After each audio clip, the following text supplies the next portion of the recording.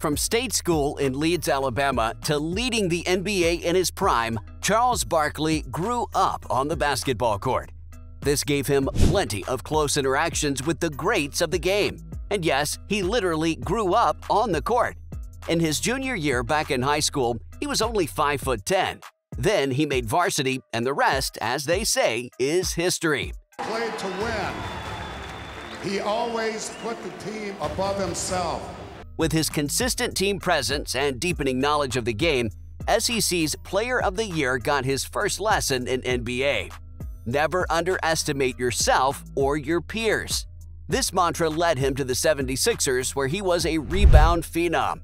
With an average of 14.6 rebounds per game, the fifth draft pick from 1984 was quickly becoming the #1 choice all around.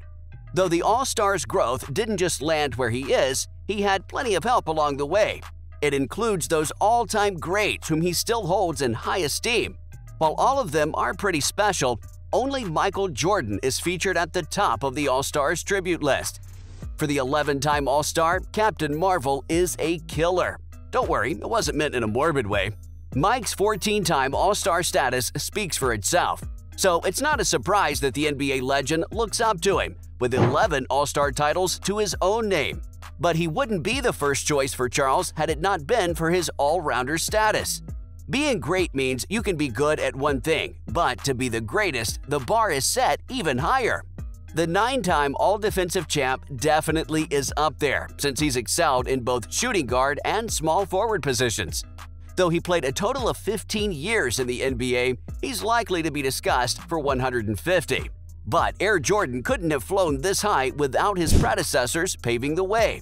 For Charles, that would be Oscar Robertson. The Big O debuted in 1960, but within 20 years of that, he had already landed himself a spot in the Hall of Fame.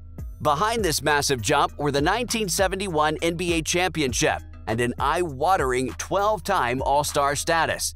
As a first-round pick back in the day, Ozzy only went higher from there, eventually making it to the first pick for one of the most influential players of all time. This isn't lost on Sir Charles either. As an 11-time All-Star himself, he knows class when he sees it. He saw it in spades in Wilt Chamberlain, too. The center shares headline space with the Big O. His 4 MVP awards and 2 titles in the NBA only add to his legendary status. What makes him a real deal, though, is his 30.1-point average over his career. Though I imagine it's his 22.9 rebound average that hits close to home for the round mound of rebound. This puts both of them on the same side of the fence when it comes to all-time high rebound rates. He was definitely a spirited baller. The power forward sees the same spirit in Kareem Abdul-Jabbar as well. In a 20-year-long career for the big fella, many things in the sports changed, but his legendary status remained uncontested. The first-round pick for the Milwaukee Bucks was inducted into the Hall of Fame as early as 1995 and has only thrived in the GOAT debate ever since. His status seems even more assured, as he was not just a baller, but an incredible team player, taking home the Finals MVP award twice over his career. Luckily, the TNT analyst isn't shy about sharing his favorite players. After Kareem, he chose Bill Russell to round off his top 5 picks. The man they call Whiskers continues to be the coolest cat in the game. While it takes a lifetime to be a Hall of Famer as a player, Bill entered the Hall of Fame for a second time in 2021, this time as a coach. He may have passed away in 2022 at the age of 88, but his impact on the game will be passed on to the next generations. With an NBA debut at the Hawks, he soon went beyond his native Louisiana and took easily to the world stage. Chuck's own favorites aren't particular to any era or place either. This is because all of them created and shaped their own eras. Just as there's a Willie generation that still marvels at his achievements, Charles was a part of the Kobe era as well. The Black Mamba is an example that talent alone doesn't cut it. It takes a single-minded focus to net 18-time All-Star and 2-time scoring champ. Nor did he let his success, well, stand in the way of his success. Not Kobe, though. He played until the last game and the last minute. This shows in his Player of the Week trophies, 32 of them. Plus, it might have helped him to start young, which shows in his 2 Olympic gold medals. Sir Charles may have been a bit too forward with his criticism at times too, when the Lakers legend once called him out for his criticism of the playoff series that Kobe was playing then. Kudos to him for keeping his cool in the face of media heat though, and that makes all the difference between a champion and a Hall of Famer. That's not the only time Charles got in trouble with a legend though. Three-time NBA champ LeBron James also took him to task over another issue. Coincidentally, Bron's also his pick for NBA sportsman of all time. In a tough run for the Cavaliers, James had stressed adding more assets to make a championship run feasible. In time since, they remained a favorite for the NBA Finals in part due to James' presence on the team.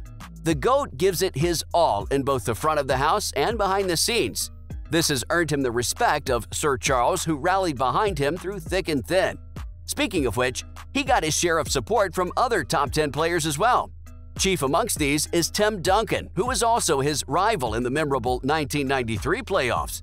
And for Barkley, the All-Star has nothing left to prove. His 19-year-long career earned him both the All-Defense and the All-NBA.